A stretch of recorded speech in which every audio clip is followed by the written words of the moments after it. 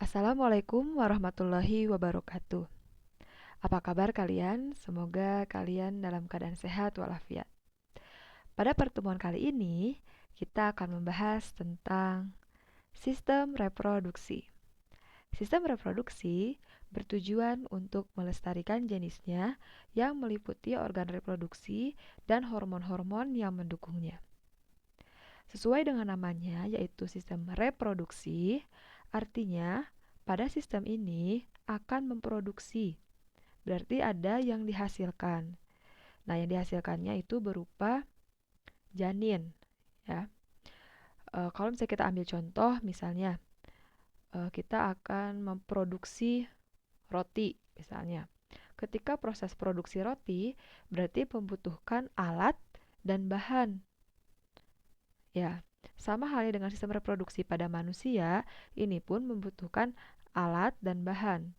Alat yang digunakannya itu yaitu berupa alat reproduksi dan bahan yang digunakannya yaitu sperma pada laki-laki dan sel telur dari seorang wanita. Nanti keduanya akan bergabung ya atau akan terjadi proses fertilisasi lalu nanti akan berkembang membentuk embrio dan janin. Oke, seperti itu pengertiannya. Selanjutnya, sebelum kita bahas mengenai materinya, ada salah satu ayat dari surat Al-Mu'minun yang artinya, kemudian air mani itu kami jadikan segumpal darah, lalu segumpal darah itu kami jadikan segumpal daging, dan segumpal daging itu kami jadikan tulang belulang. Lalu tulang belulang itu kami bungkus dengan daging, kemudian kami jadikan dia makhluk yang berbentuk lain. Maka Maha Sucilah Allah, pencipta yang paling baik. Dari ayat ini, Allah menjelaskan bahwa manusia diciptakan awalnya dari air mani yang nanti akan terus berkembang, ya akan membentuk segumpal daging, lalu tulang tersebut akan dibungkus dengan daging dan menjadikan bentuk yang lain. Ya maka Maha Suci Allah, pencipta yang paling baik. Kita diciptakan oleh Allah itu sangat sempurna, terdiri dari berbagai macam organ yang memiliki fungsi yang sangat luar biasa. Maka oleh karena itu kita harus merawat organ-organ ini agar berfungsi dengan baik. Masya, Masya Allah, ya Allah sebagai pencipta yang paling baik. Nah, oke, sekarang kita akan lanjutkan mengenai pembahasan yang kita akan bahas di bab ini. Yang pertama yaitu tentang sistem reproduksi pada laki-laki. Nanti akan dibahas tentang organnya, hormon yang dihasilkannya, dan proses spermatogenesis. Lalu akan dibahas sistem reproduksi pada wanita, yaitu akan membahas tentang organnya, hormonnya, proses oogenesis, siklus menstruasi, proses pembuahan atau fertilisasi, proses kehamilan, kelahiran, proses terjadinya bayi kembar, dan laktasi. Lalu yang ketiga, kalau membahas tentang gangguan sistem reproduksi yang terjadi pada laki-laki dan wanita. Lalu akan membahas tentang teknologi sistem reproduksi yaitu berupa amniosentesis, USG, dan fertilisasi in vitro. Lalu tentang metode kontrasepsi, dimulai dari jenis-jenisnya, pencegahan ovulasi, dan penghambatan implantasi. Oke, yang pertama kita akan bahas tentang organ reproduksi pada laki-laki. Bisa kalian lihat di gambar ini. Organ reproduksi laki-laki dibagi dua. Ada organ reproduksi eksternal dan internal. Organ reproduksi eksternal yaitu skrotum dan penis. Yang di dalam skrotum itu ada testis. Nah, skrotum itu bisa kalian lihat di gambar, ya. Nah, skrotum itu adalah selaput pembungkus testis yang terdiri dari jaringan ikat dan otot polos, berjumlah sepasang yang terdapat otot dartos dan otot kremaster. Nah, otot dartos ini akan berkerut jika dingin dan memberikan rangsangan seksual. Jika otot kremaster fungsinya itu untuk mengatur suhu testis beberapa derajat lebih rendah daripada suhu tubuh. Nah, skrotum ini fungsinya sangat penting karena dapat mengatur suhu yang sesuai untuk testis. Di dalam testis ada proses yang sangat penting yaitu spermatogenesis. Proses ini memerlukan suhu yang optimal, yaitu antara 32 sampai 34 derajat Celcius. Nah, sehingga skrotum itu harus bisa menyesuaikan suhunya. Jadi, ketika suhu lingkungan dingin, nah otot dartos ini dia akan bekerja mengkerut sehingga posisi skrotum ini akan mendekati tubuh yang tadinya dingin menjadi lebih hangat.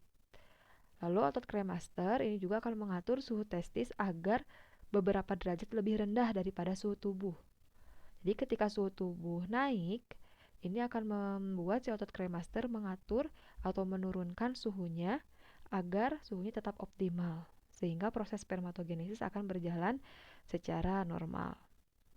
Lalu ada testis. Nah, testis ini adalah kelenjar kelamin yang berjumlah sepasang, sama tadi skrotum juga jumlahnya sepasang, yang di dalamnya banyak terdapat saluran halus yang disebut dengan tubulus seminiferus. Tubulus ini di dalamnya terdapat banyak spermatogonium. Nah, spermatogonium ini nanti akan berkembang sampai membentuk sperma yang matang, yang siap untuk dikeluarkan. Selain itu, ada juga sel Leydig. Sel Leydig ini fungsinya untuk menghasilkan hormon testosteron dan sel Sertoli yang menghasilkan nutrisi untuk sperma agar tetap bisa hidup. Lalu ada penis. Nah, penis ini adalah organ kopulasi atau organ yang memasukkan cairan semen ke organ reproduksi wanita. Selain itu juga tempat pengeluaran urin, karena pada laki-laki itu hanya ada satu lubang di penisnya. Di situ tempat pengeluaran urin, juga tempat pengeluaran sperma. Nah, penis ini terdiri dari otot, serabut saraf, pembuluh darah, dan corpus cavernosum, serta corpus sponggiosa. Corpus sponggiosa ini akan terisi darah saat proses ereksi, sehingga menyebabkan penis dapat menegang. Oke, selanjutnya organ reproduksi laki-laki. Selain itu ada saluran reproduksi dan kelenjar aksesori. Saluran reproduksi yang pertama ada epididymis. Kalian bisa lihat di gambar. Epididymis ini letaknya di atas testis. Dia berupa saluran berkelok yang keluar dari testis dan berfungsi untuk menyimpan sperma sementara dan proses pematangan sperma. Lalu, setelah dari epididymis, ada saluran yang namanya vas deferens. Ini saluran panjang dan lurus yang mengarah ke atas dan berujung ke kelenjar prostat. Fungsinya sebagai atau untuk mengangkut sperma menuju ke vesikula seminalis. Lalu ada saluran ejakulasi. Ini berupa saluran pendek yang akan menghubungkan vesikula seminalis dengan uretra. Lalu uretra ini berupa saluran panjang dari saluran ejakulasi dan saluran urin. Jika kalian lihat di gambar, di sini seperti ada percabangan ya yang sumbernya dari kandung kemih dan dari vesikula seminalis. Jadi nanti dari saluran inilah nanti akan menyatu ya ke saluran uretra. Lalu ada kelenjar aksesori. Yang pertama ada vesikula seminalis. Ini berupa kantung yang berjumlah sepasang untuk menampung sperma dan menghasilkan cairan yang bersifat basa dan mengandung fruktosa untuk nutrisi sperma. Lalu ada kelenjar prostat yang menghasilkan cairan warna putih yang fungsinya untuk meningkatkan motilitas atau pergerakan sperma. Lalu selanjutnya ada kelenjar Cowper. Ini juga sama menghasilkan cairan yang bersifat basa yang fungsinya sebagai lendir untuk membantu proses pelumasan. Nah, seperti itu organ reproduksi laki-laki.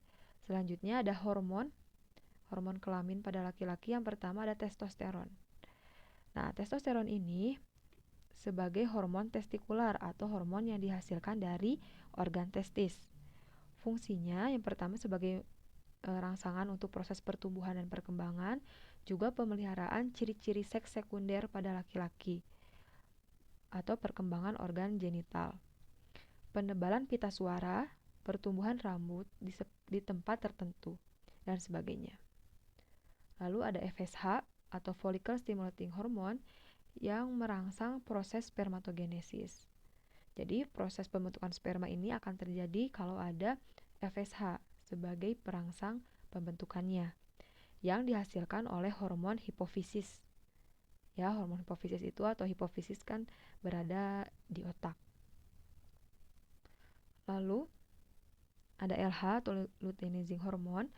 Ini fungsinya untuk merangsang sel-sel Leydig untuk menghasilkan hormon testosteron untuk yang pembentukannya dirangsang oleh hormon interstitial cell stimulating hormone yang sama dihasilkan dari hormon hipofisis. Lalu ada GnRH atau gonadotropin releasing hormone.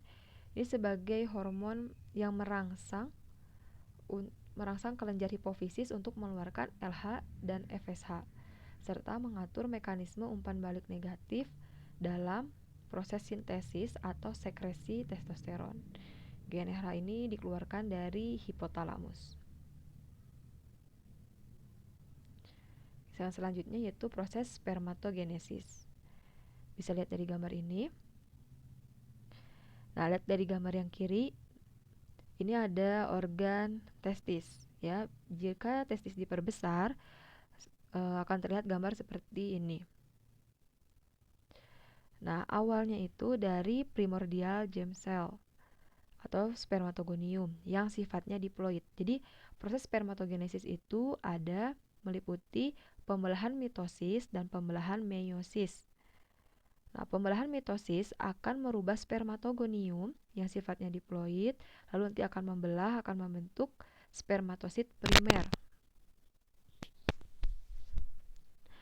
Spermatosit primer ini lalu akan mengalami proses meiosis 1 yang akan menghasilkan spermatosit sekunder yang sifatnya sudah haploid.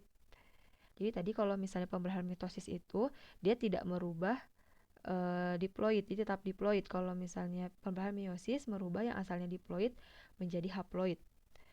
Nah, spermatosit sekunder ini akan melakukan meiosis yang kedua sehingga akan menghasilkan spermatid ya yang jumlahnya 4. Spermatid ini akan mengalami proses pematangan lalu akan berkembang membentuk sel sperma atau spermatozoid. Nah, seperti itu adalah prosesnya. Nah, lihat dari gambar sebelah kanan, ini adalah struktur dari sperma. Jadi sperma itu terdiri dari kepala, ya, leher, dan ekor. Nah, di kepala ini paling luar itu mengandung akrosom. Akrosom mengandung enzim hidrolitik yang nanti fungsinya bisa menembus membran pada sel telur.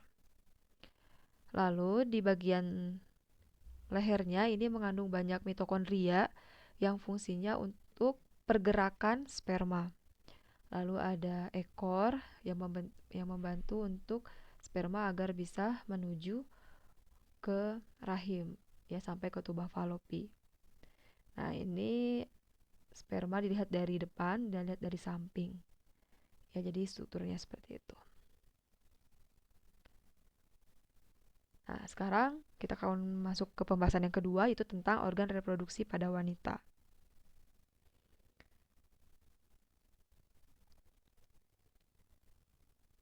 Nah, organ reproduksi wanita itu terdiri dari beberapa bagian. Ya, yang pertama ada vagina. Nah, vagina ini saluran yang dindingnya berlipat dan elastis yang dilapisi oleh epitel pipih berlapis banyak. Sebagai fungsinya itu ya sebagai organ kopulasi. Lalu tempat keluarnya darah menstruasi dan tempat lahirnya bayi. Jadi kalau pada wanita itu berbeda dengan laki-laki. Kalau laki-laki tadi urin dan spermanya masuk melalui satu saluran yang sama. Tapi kalau pada perempuan berbeda. Saluran urin itu khusus dari kandung kemih akan menuju ke uretra yang lalu nanti dikeluarkan.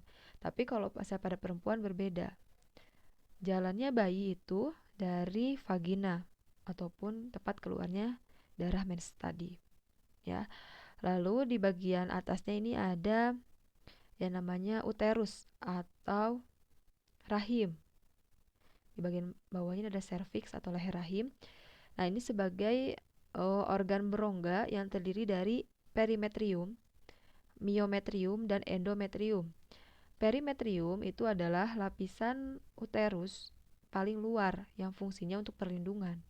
Yang kedua ada miometrium, itu berisi sel-sel otot, ya. Lalu ada endometrium. Endometrium ini lapisan paling dalam dari uterus tempat terjadinya implantasi atau proses penempelan embrio. Nah, di uterus inilah tempat pertumbuhan embrio. Nah, pada wanita yang menstruasi itu darah menstruasi itu berasal dari penebalan endometrium, ya, karena sel telurnya tidak dibuahi jadi akan meluruh dan dinding endometrium yang asalnya sudah disiapkan untuk proses penempelan embrio karena tidak terjadi fertilisasi atau tidak ada sperma yang masuk sehingga akan luruh, ya, itu. Lalu ada oviduct atau tuba falopi, ini sebagai saluran telur yang jumlahnya ada sepasang, lalu memiliki bagian yang namanya infundibulum. Nah, ini ya, infundibulum dia strukturnya kayak tangan gitu ya. Atau dia bagian yang fungsinya untuk menangkap sel telur yang telah dilepaskan dari ovarium.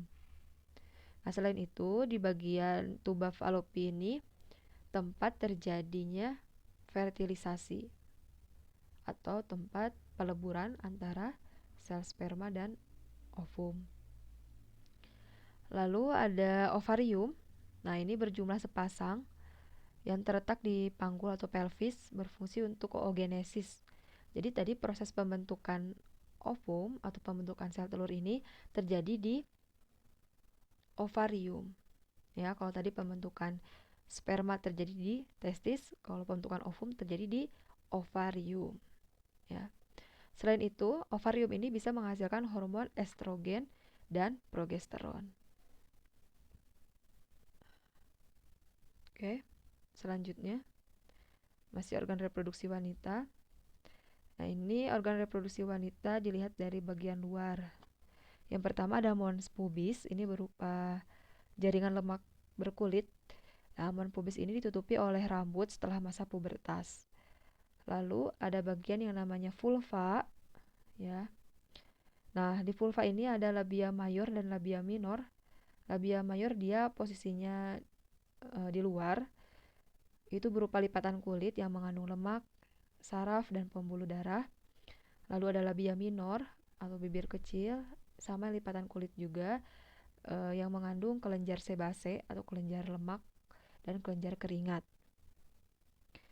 Nah, setelah itu ada klitoris. Nah, ini berupa tonjolan yang sangat peka terhadap rangsangan seksual. Karena di klitoris ini terdapat banyak saraf. Lalu ada himen atau selaput darah. Ini membran yang melindungi lubang vagina. Himen pada wanita ini memiliki bentuk dan ukuran yang bervariasi. Ya, sebenarnya kalau misalnya kalian tahu kan tentang selaput darah itu sebagai tolak ukur melihat perempuan itu masih gadis atau enggak, ya kan? Tapi ada beberapa penelitian ternyata pada sebagian bayi yang baru dilahirkan setelah dicek itu ternyata ada beberapa yang tidak memiliki himen atau selaput darah. Jadi sekarang tidak bisa disimpulkan pada perempuan yang tidak ada himen itu berarti dia sudah tidak perawan lagi misalnya.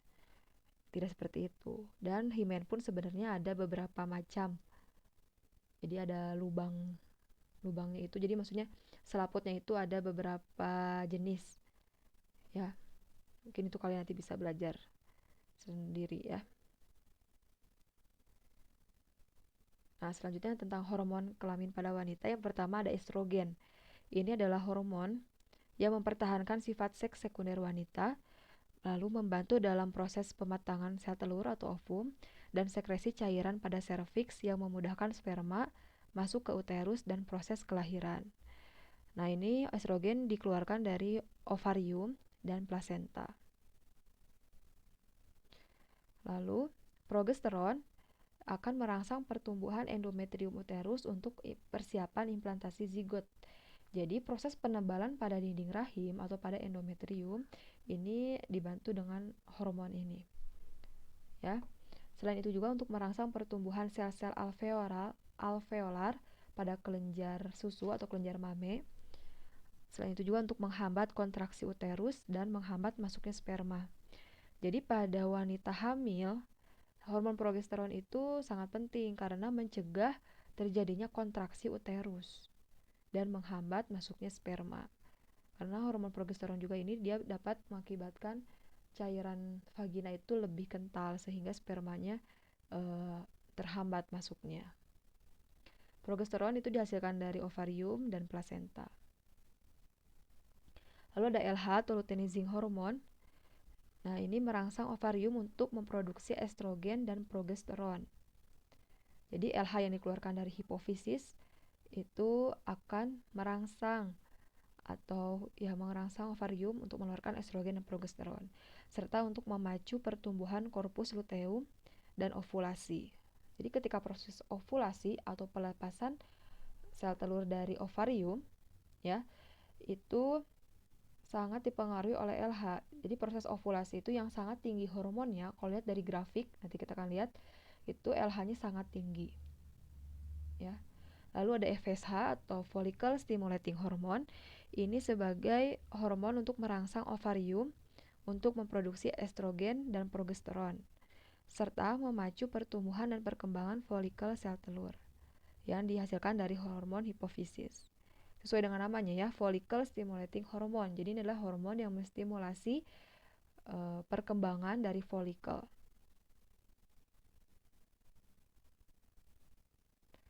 Oke, selanjutnya ada hormon HCG atau human chorionic gonadotropin. Ini fungsinya untuk mempertahankan produksi progesteron dan estrogen oleh ovarium. Disekresikan oleh sel embrionik mulai hari ke-10 setelah fertilisasi. Nah, jadi yang dikeluarkan oleh sel embrionik. Jadi ketika seorang wanita ingin mengetes apakah dia hamil atau tidak, itu kan melalui tes spek, ya kan? Nah, tes spek itu dia mendeteksi adanya hormon HCG. Karena hormon HCG ini bisa ada pada urin wanita itu kalau sudah adanya embrio. Kan embrio itu bisa terbentuk kalau ada sperma yang masuk. Jadi itu sebagai pendeteksi adanya terjadinya kehamilan. Gitu. Yang selanjutnya ada relaksin. Ini adalah hormon untuk merelaksasi serviks dan fibrokartilago atau simfisis pubis pada perempuan untuk memudahkan kelahiran. Ini dikeluarkan oleh hormon ovarium dan plasenta. Jadi pada proses persalinan ya atau partus itu hormon relaksin ini sangat penting karena bagian ya pelvis wanita itu harus bisa relaksasi ya agar bayi bisa keluar. Selanjutnya ada oksitosin. Ini adalah hormon yang merangsang kontraksi otot polos uterus selama proses kelahiran dan merangsang kelenjar mame untuk pengeluaran air susu. Lalu ada prostaglandin. Ini akan mempengaruhi robeknya folikel saat ovulasi dan merangsang kontraksi uterus saat kelahiran yang dikeluarkan oleh uterus. Jadi, pada proses oogenesis, ya nanti proses akhirnya yaitu ovulasi. Nah, prostaglandin inilah yang membantu folikel yang di dalamnya terdapat sel telur itu robek sehingga sel telurnya bisa keluar dari ovarium. Selain itu juga untuk merangsang kontraksi uterus saat kelahiran. Nah, ini adalah proses dari oogenesis. Nah, kalian bisa lihat dari gambar ya, di sini ada gambar kiri itu adalah gambar dari ovarium ya. Nah, yang kanan ini juga sama, ini proses skemanya.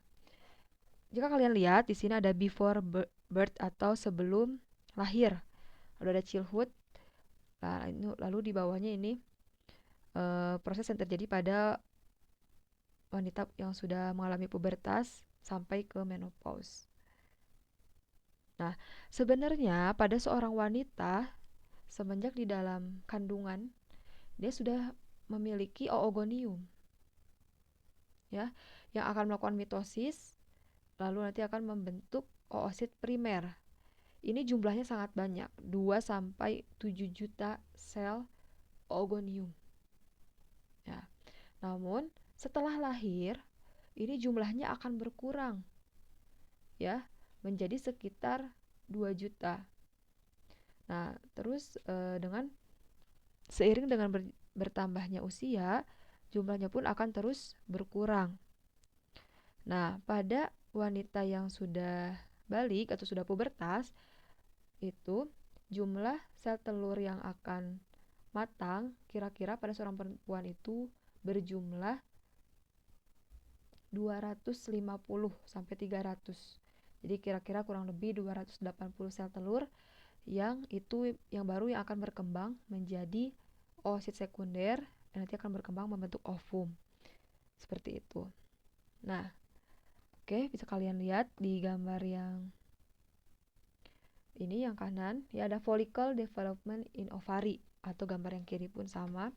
Jadi awalnya ya sebelum menjadi sel telur yang siap dibuahi itu berupa follicle. Nah, follicle yang pertama kalian lihat gambar yang sebelah kiri, di situ ada nomor 1, 2, 3, 4, 5, 6, dan 7. Kalian lihat dulu gambar yang nomor 1. Jadi awalnya itu follicle primordial. Ya, follicle primordial ini nanti akan berkembang membentuk follicle primer. Ya, follicle primer nanti akan terus berkembang juga. Ya, akan tumbuh, growing. Setelah itu akan membentuk follicle sekunder. Ya, atau follicle antral, lalu ada follicle raptur. Nah, nanti baru dikeluarkan. Nah, prosesnya dari awal tadi primordial germ cell itu akan membentuk oogonium yang sifatnya masih diploid. Lalu akan melakukan proses mitosis atau pembelahan mitosis. Itu akan membentuk oosit primer yang sifatnya masih diploid. Nah, berbeda dengan spermatogenesis, oosit primer ini akan membelah melalui proses meiosis membentuk oosit sekunder dan badan polar. Nah, di sini proses ini terjadi karena pembagian atau pembelahan selnya tidak terjadi secara sama. Jadi ada yang mengandung sitoplasma yang banyak dan ada yang mengandung sitoplasma yang sedikit. Jadi tidak seimbang itu mengakibatkan hasilnya pun berbeda. Jadi hanya dihasilkan satu oosit sekunder dan satu badan polar. Ya. Nah, oosit sekunder ini nanti yang akan siap dikeluarkan dari ovarium. Ya. Nah, oosit sekunder, kalian sekarang lihat gambar di sebelah kanan, ya. Nah, di sini ada ovulated secondary oocyte, ya, gambar sebelah kanan yang paling bawah. Nah, jadi pada ovarium, sel yang dilepaskannya itu berupa oosit sekunder, ya, bukan ovum. Oke, Ustazah tekankan sekali lagi. Yang dikeluarkan atau yang dilepaskan dari ovarium itu adalah oosit sekunder. Nah, oosit sekunder yang setelah dilepaskan, kalau misalnya ada sperma, ya sperma mengalami proses penetrasi atau penempelan pada oosit sekunder. Nah, penempelan sperma ke oosit sekunder ini akan memicu pembelahan selanjutnya, yaitu meiosis 2 yang akan membentuk ovum dan badan polar kedua. Nanti badan polar yang pertama pun akan membelah menjadi badan polar 1 dan 2. Seperti itu. Ya, jadi proses yang pertama itu adalah penetrasi atau menempelnya sperma pada oosit sekunder. Setelah itu akan mengalami proses fertilisasi atau proses peleburan antara DNA sperma dan DNA atau nukleus, ya, peleburan DNA dari sperma dan DNA dari ovum. Ya, lalu nanti akan berkembang membentuk zigot, lalu akan membentuk embrio, dan selanjutnya nanti akan menempel pada bagian dinding rahim, ya, di uterus. Nah, seperti itu proses oogenesis. Lalu selanjutnya kita akan bahas tentang siklus menstruasi. Nah, yang pertama ada siklus ovarium. Kalian lihat di gambar sebelah kiri, ya, di sini ada nomor 1 sampai 28, itu maksudnya hari, ya. Hari ke-1, ke-2, ke-3, ke-4 sampai hari ke-28. Lalu di bawahnya ada basal body temperature atau suhu tubuh. Lalu di bawahnya ada hormon level. Di situ ada grafik dari hormon, ya. Yang warna kuning itu hormon LH, yang hijau hormon FSH. Ya, terus itu yang warna hijau toska ada estrogen, dan yang berwarna pink ada progesteron. Lalu di bawahnya ada siklus ovarium. Yang bawahnya lagi ada siklus uterin, ya, atau siklus uterus. Lalu di bawah, paling bawah ini adalah gambar keadaan dari dinding endometrium, ya. Oke. Siklus ovarium ini dibagi menjadi 2. Yang pertama ada fase folikel. Kalian lihat dari gambar, ya, yang paling atas itu ada tulisan follicular fase, ovulation, dan luteal fase. Nah, ini menunjukkan siklus ovarium. Terus kalian lihat gambar di ovarian cycle. Nah, yang pertama ada fase folikel, itu dimulai dari hari 1 sampai ke hari ke-13. Nah, pada hari ke-1 pertama, hipotalamus akan menyekresikan gonadotropin releasing hormone yang mempengaruhi hipofisis anterior untuk mengeluarkan FSH dan LH. Folikel primer yang memiliki reseptor FSH dan LH mulai menyekresikan estrogen. Nah, maksudnya ini folikel primer yang ada di ovarium.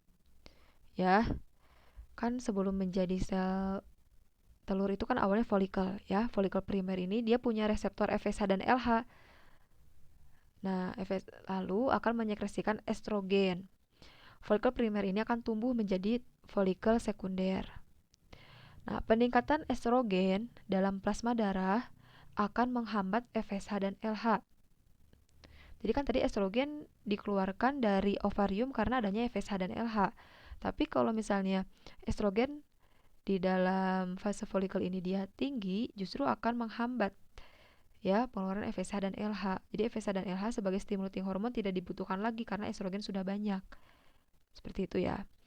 Nah, jadi kan FSH akan turun. Nah, penurunan FSH ini akan menghambat pertumbuhan folikel kecuali folikel yang akan dilepaskan saat ovulasi.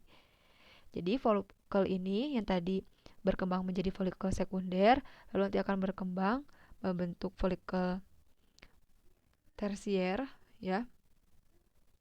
Lalu nanti bisa baru akan mengalami proses ovulasi. Nah, kadar estrogen yang tinggi akan menyebabkan hipofisis meningkatkan produksi LH. Ya, karena tadi estrogennya tinggi, ini juga akan meningkatkan produksi LH. Nah, puncak LH akan mengakibatkan folikel utama yaitu oosit primer akan berkembang menjadi oosit sekunder serta sintesis enzim dan hormon prostaglandin untuk merobek folikel matang atau folikel graft sehingga terjadi ovulasi yang membebaskan oosit sekunder. Ya, jadi folikel graft itu adalah folikel yang di dalamnya mengandung oosit. Jadi nanti dibebaskan oosit sekundernya baru mengalami proses ovulasi. Jadi pada intinya fase folikel ini adalah fase perkembangan folikel primer sampai menjadi folikel tersier yang dia siap melepaskan oosit sekunder sebagai hasil dari proses pembelahan, ya. Dan proses ini itu dipengaruhi oleh hormon. Nah, setelah itu akan mengalami proses ovulasi di mana hormon LH-nya sangat tinggi.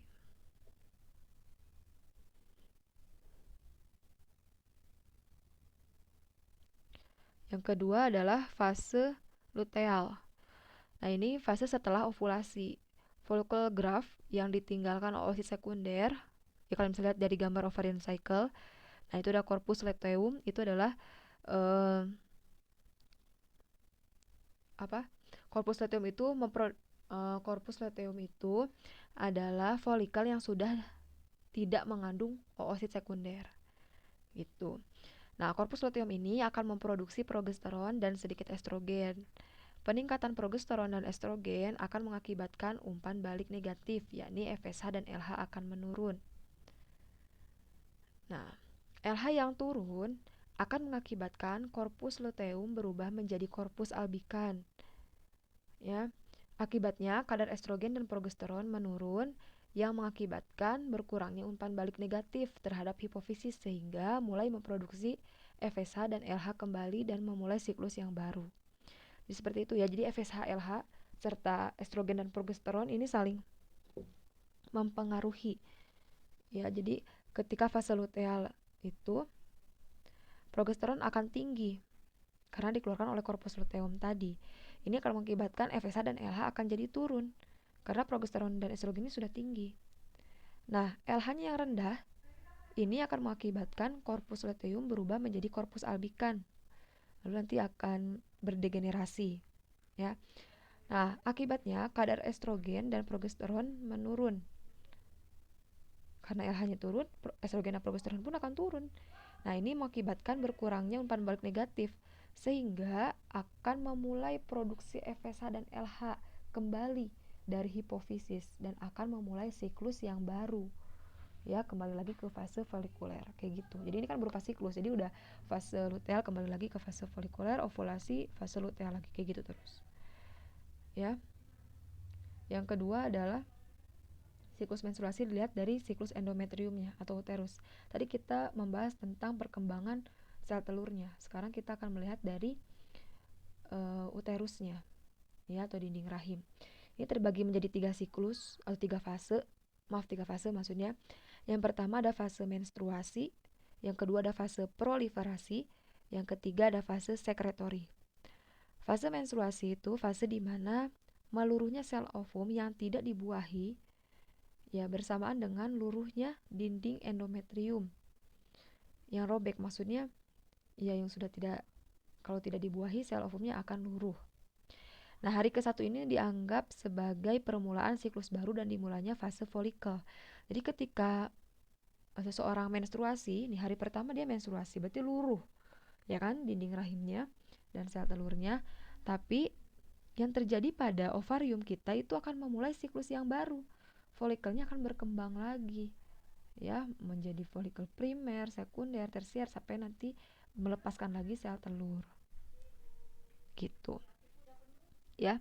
Lalu yang kedua adalah fase proliferasi, ini berlangsung di hari terakhir mens sampai ke ovulasi. Nah, estrogen merangsang proliferasi endometrium hingga menjadi tebal serta merangsang pertumbuhan kelenjar dan pembuluh darah.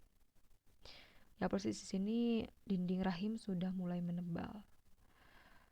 Nah, lalu fase sekretori terjadi setelah ovulasi atau ketika terbentuknya korpus luteum. Jadi sudah dilepaskan ya oositnya. Korpus luteum memproduksi progesteron yang sangat tinggi. Progesteron ini akan mengubah endometrium yang tebal menjadi jaringan yang kaya pembuluh darah dan glikogen untuk mendukung kehidupan embrio jika terjadi pembuahan dan implantasi. Namun, jika tidak ada yang meluruh dan dimulainya fase menstruasi. Nah, ya, jadi fase sekretori ini fase di mana hormon progesteronnya sangat tinggi. Ya kan kalian lihat di gambar di progesteron itu yang warna pink, ya di fase sekretori ini sangat tinggi karena di sini proses penebalan dinding rahim yang akan mempersiapkan jika terjadi pembuahan. Ya. Seperti itu. Kalau tidak terjadi pembuahan ya nanti akan kembali lagi ke siklus menstruasi akan luruh. Nah, keadaan dari gambar lihat di bawah itu kan yang awalnya dinding rahim ya itu tipis. Nah, di fase sekretori fase ini terjadi penebalan dinding rahim karena hormon progesteron. Seperti itu.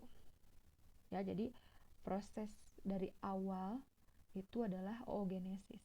Ya, oogenesis akan menghasilkan sel oosit sekunder yang siap dipenetrasi lalu akan membentuk sel ovum. Nah, dari oogenesis nanti proses selanjutnya itu fertilisasi atau penyatuan dengan sperma. Setelah fertilisasi akan lanjut ke proses implantasi, ya. Menempel tuh, kalau misalnya embrio sudah dibuahi dia akan menempel, membelah lalu menempel. Setelah itu akan proses nidasi. Kalau nidasi itu penempelan secara kuat yang sudah menembus ke dinding endometrium.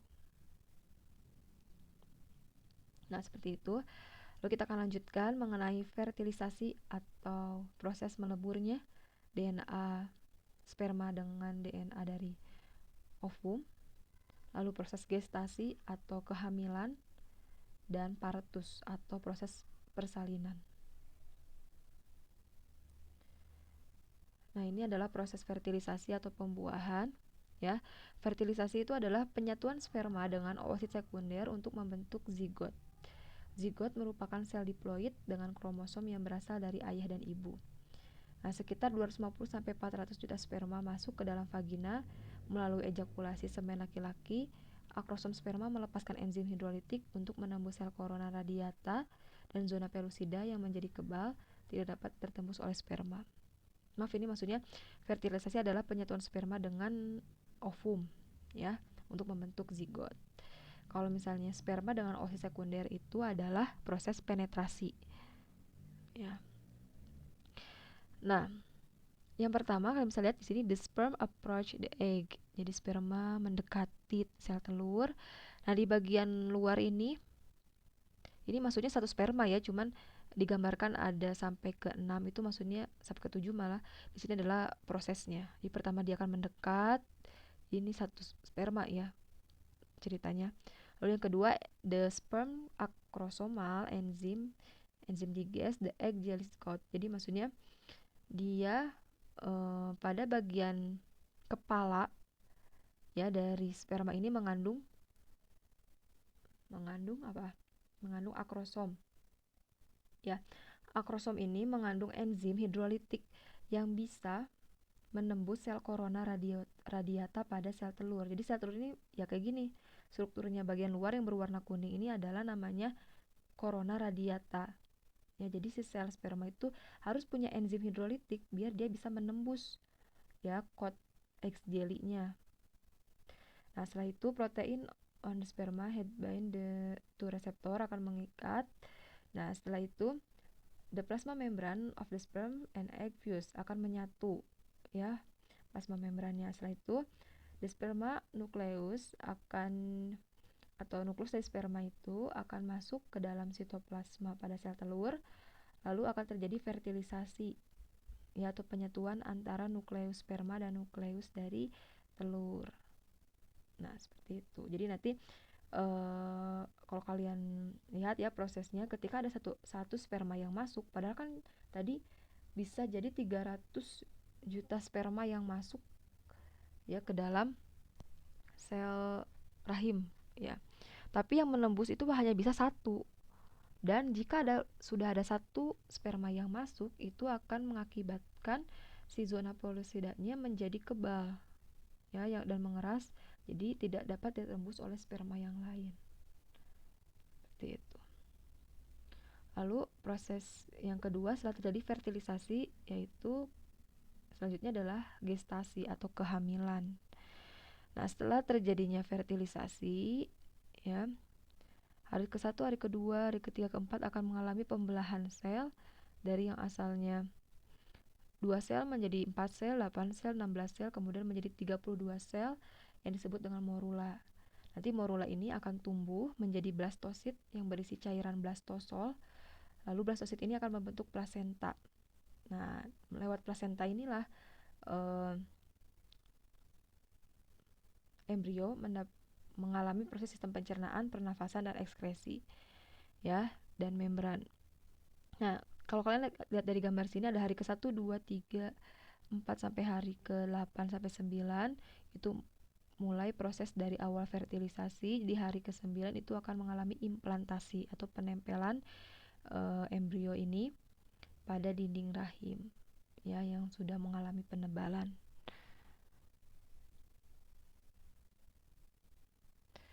Nah, sel-sel blastosit tadi akan mengalami pembelahan terus akan membentuk 3 lapisan jaringan dasar. Yang pertama ektoderm atau lapisan paling luar ini nanti akan berkembang menjadi sistem saraf, sistem indera, kulit, dan kelenjar endokrin.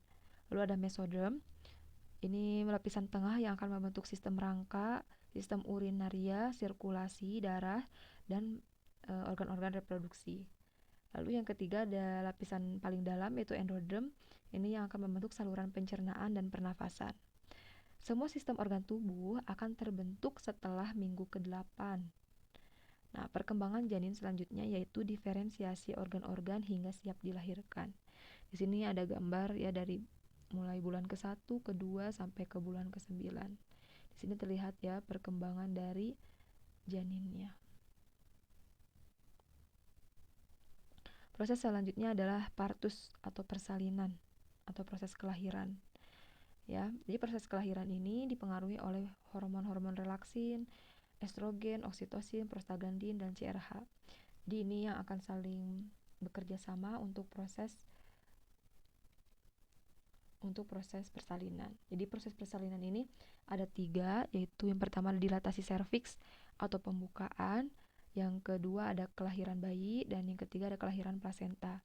Nah, dilatasi serviks ini atau proses pembukaan, ya kalau kalian dengar misalnya ada yang mau melahirkan sampai pembukaan ke-5, ke-6, nah sampai nanti ke pembukaan 10. Nah, pembukaan ini prosesnya paling lama di antara ketiga proses ini, ya. Serviks akan dipaksa melebar sebagai jalan lahir. Nah, ini proses ini jelas ya pasti sangat sakit karena bayangkan saja yang asalnya lubangnya sangat kecil tapi harus bisa melebar sampai ukurannya sebesar kepala bayi. Nah, setelah mengalami pembukaan 10, ya kira-kira itu adalah 10 cm, ya baru proses selanjutnya adalah kelahiran bayi. Nanti bayi akan bergerak melewati serviks dan vagina yang akan dibantu oleh kontraksi otot perut secara sengaja oleh ibu. Lalu yang terakhir adalah kelahiran plasenta, terjadi segera setelah kelahiran bayi. Nah, selanjutnya yaitu tentang kembar. Kembar itu ada 2 jenis. Yang pertama ada kembar fraternal atau dizigotik dan kembar tidak identik. Kembar tidak identik atau dizigotik ini berasal dari 2 sel sperma dan 2 sel telur. Ya. Nah, ini terjadi pasti dia memiliki plasenta yang terpisah. Proses ovulasi ini dapat menghasilkan lebih dari 1 ovum yang matang yang dibuahi oleh sperma sehingga terbentuk lebih dari 1 zigot. Janin memiliki plasenta, tali pusar, dan kantung ketuban yang berbeda. Ya, jadi pada perempuan ada di mana dia mengalami pelepasan sel telur yang normalnya pada perempuan itu setiap bulannya 1 sel telur, tapi ini dikeluarkannya 2. Ya, jadi dua-duanya terbuahi dan hamillah bayi kembar yang berasal dari 2 sel telur dan 2 sperma. Ada juga jenis yang lainnya yaitu kembar identik atau monozigotik. Nah, ini kembar identik karena dari wajahnya pun dia sangat identik. Kenapa? Karena berasal dari 1 sel sperma dan 1 sel telur. Ya. Nah, plasentanya bersama. Zigot hasil fertilisasi membelah dan berkembang menjadi 2 embrio. Nah, kemudian menjadi 2 janin yang berbagi amnion atau plasenta yang sama tapi tali pusar dan kantung ketubannya berbeda. Selanjutnya adalah laktasi. Ini laktasi adalah proses produksi, sekresi, dan pengeluaran ASI. Nah, saat kehamilan, estrogen merangsang perkembangan saluran kelenjar dan progesteron merangsang pembentukan alveolus lobulus dalam payudara. Nah, selanjutnya HPL atau Human Placental Lactogen yang diproduksi oleh plasenta ini akan berfungsi untuk pertumbuhan payudara, puting, dan areola. Prolaktin dan somatomatropin korionik merangsang perkembangan kelenjar mame. Penurunan estrogen dan progesteron saat kelahiran akan memicu laktasi. Dan hormon oksitosin juga berperan untuk merangsang pengeluaran air susu. Jadi pada proses kelahiran itu akan mengakibatkan penurunan progesteron dan estrogen secara drastis dan akan memicu pengeluaran hormon oksitosin yang dia akan mengakibatkan pengeluaran air susu pada kelenjar mame ibu. ASI ini sangat penting ya dan bagi bayi. Yang pertama, mudah dicerna dan mengandung nutrisi optimal. Jadi nutrisi pada air susu ibu itu memiliki nutrisi yang sangat lengkap ya, dan gizinya yang paling baik kalau bisa dibandingkan dengan air susu sapi. Ya jelas air susu ibu memiliki nutrisi yang paling baik. Yang kedua, meningkatkan daya tahan tubuh bayi karena kolostrum.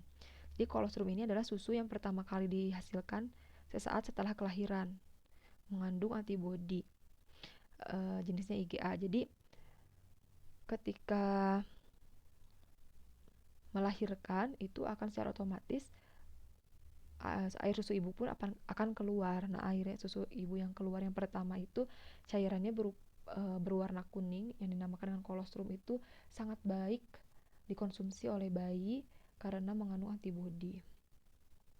Selain itu juga akan meningkatkan kecerdasan bayi ya. Dan selain itu juga akan mencegah bayi dari alergi makanan. Jadi antibodi ini itu salah satunya berfungsi untuk mencegah alergi makanan pada bayi. Lalu ada manfaat menyusui bagi ibu. Yang pertama, menjadikan berat badan dan uterus kembali normal.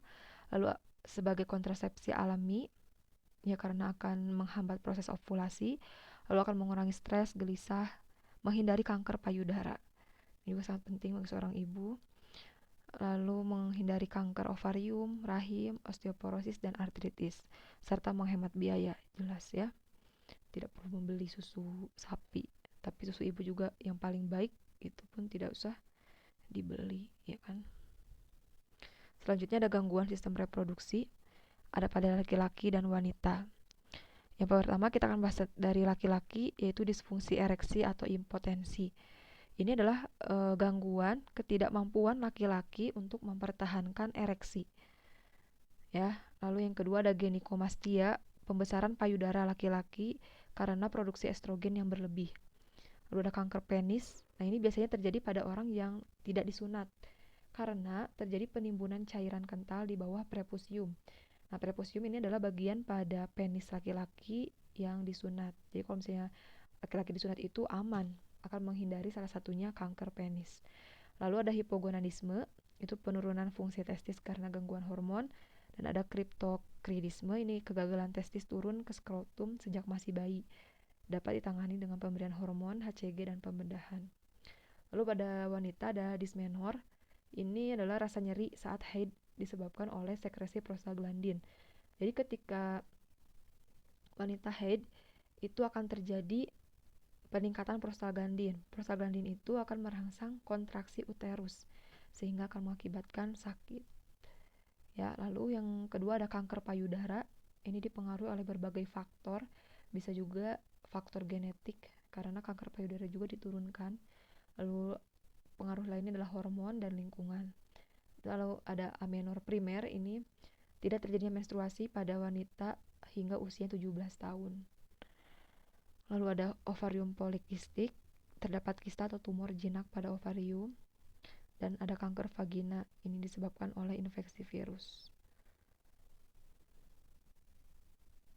Oke, selanjutnya ini tentang teknologi sistem reproduksi. Yang pertama ada amniosentesis. Ini adalah teknik pengambilan cairan amnion untuk dianalisis secara genetik dan biokimia untuk mendeteksi kelainan genetik. Ya, jadi ketika ibu hamil itu bisa mendeteksi apakah bayi ini sehat atau tidak dengan pengambilan cairan amnion tadi. Lalu ada USG atau ultrasonografi, ini sebagai teknik diagnostik menggunakan gelombang ultrasonik untuk menampilkan keadaan bayi dalam rahim ibu. Jadi kalau misalnya ada yang ingin lihat bayinya itu misalnya kelaminnya perempuan atau laki-laki, ini bisa melalui USG. Lalu ada fertilisasi in vitro atau sering kalau kalian tahu itu dengan nama bayi tabung. Nah, ini ovum difertilisasi dengan sperma pada media kultur untuk menghasilkan embrio, kemudian diimplantasikan ke uterus agar terjadi kehamilan. Jadi pada beberapa wanita ataupun laki-laki yang bermasalah untuk menghasilkan anak, salah satunya adalah bisa melakukan IVF atau in vitro fertilization atau fertilisasi in vitro, atau yang sering kita tahu adalah bayi tabung. Ini jangan diartikan secara kata ya, bayi tabung berarti bayinya itu dihasilkan dari tabung, enggak ya. Tapi fertilisasi in vitro ini adalah proses ketika fertilisasi yang terjadi di luar tubuh ibu. Ya, yang secara normalnya itu fertilisasi itu terjadi di dalam tuba falopi ya, tapi ini dibantu. Jadi prosesnya pertama ibu nanti akan diberi suntikan hormon sehingga produksi sel ovumnya banyak. Lalu setelah itu sel ovumnya akan diambil ya, terus sperma dari ayahnya pun akan akan disiapkan oleh seorang ayahnya. Lalu nanti dengan bantuan skala lab akan membantu injeksi atau pemasukan dari sel sperma nanti disuntikan ke sel ovum. Ditunggu beberapa hari. Setelah itu kalau misalnya berhasil, dia akan melakukan pembelahan.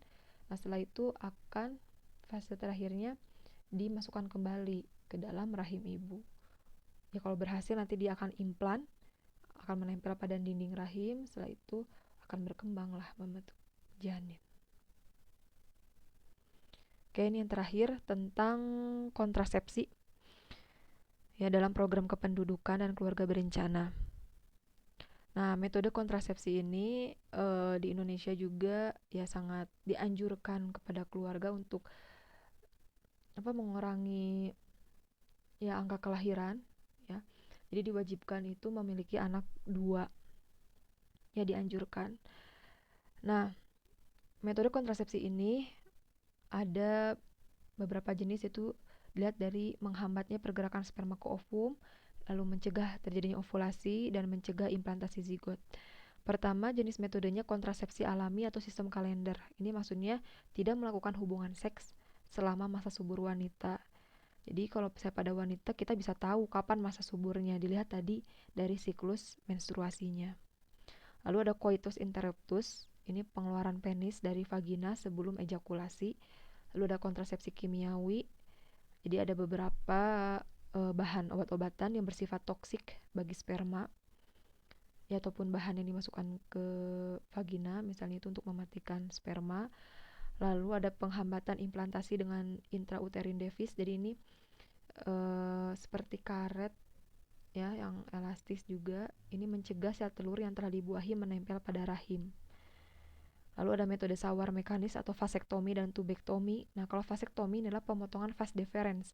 Vas deferens ini sebagai saluran ya yang akan mengalirkan sperma dari epididymis. Ini akan dipotong ya. Jadi spermanya tidak akan keluar. Lalu kalau tubektomi ini pada perempuan yang dipotong adalah tuba falopinya. Lalu setelah itu juga ada pencegahan ovulasi melalui pil KB ya. Pil KB ini bisa menghambat proses pengeluaran hormon hormon gonadotropin.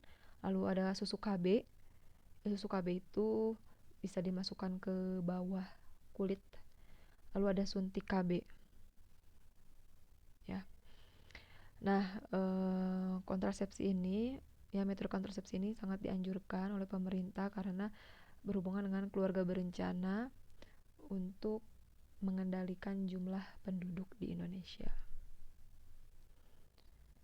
Ya, thank you, terima kasih atas perhatiannya. Cukup banyak memang pembahasan mengenai sistem reproduksi ya. Semoga pembahasan tadi jelas, ataupun bila tidak jelas bisa ditanyakan. Semoga materi ini memberikan wawasan yang lebih tentang sistem reproduksi, dan kita pun sebagai perempuan ataupun sebagai laki-laki juga harus menjaga organ reproduksinya ya. Terima kasih atas perhatiannya, semoga ini bermanfaat. Saya tutup dengan ucapan hamdalah alhamdulillahirabbil alamin. Assalamualaikum warahmatullahi wabarakatuh.